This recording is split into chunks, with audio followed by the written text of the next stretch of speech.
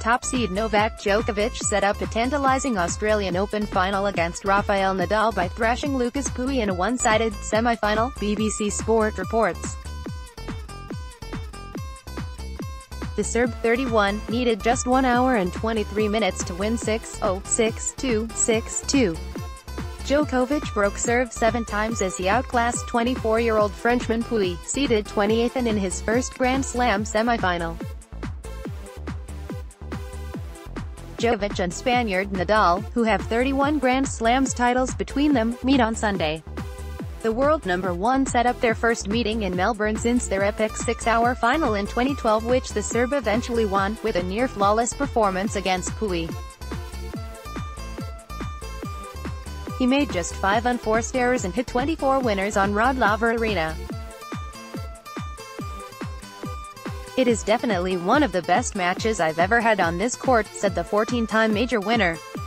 "Everything worked how I imagined it before the match. It was a tough one for Lucas. Djokovic is aiming for a 7th Australian Open crown, which would move him clear of Roy Emerson and Roger Federer in terms of all-time victories in Melbourne."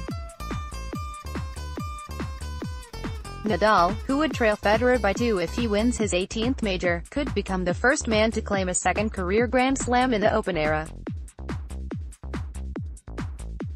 Djokovic was competing in his 34th Grand Slam semi-final, a record bettered only by Switzerland's Federer, against a player who had never won a main draw match at Melbourne in his 5 previous visits. Although the pair had not met in a competitive match, they knew each other's game because they have been regular practice partners in recent years. Unfortunately for Pouille, and those who had paid up to about £400 for a ticket, the second semi-final proved to be little more than a practice match for the world number 1. Pouille saw his serve come under immediate pressure in the second game, lumping a forehand long and then dumping another into the net to give Djokovic 2 break points. Although he saved both, the second with a 127 mph ace out wide, Djokovic earned a third chance after outlasting him in a long rally to knock an inch-perfect forehand down the line. This time Pouille buckled and handed over the advantage with a double fault. That set the tone for an opener which Djokovic completely dominated.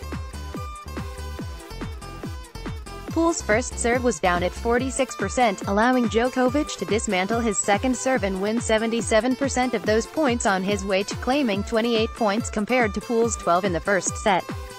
Djokovic also only made 1 unforced error, hitting 11 winners, as his 10th straight victory in a Grand Slam semi-final looked inevitable.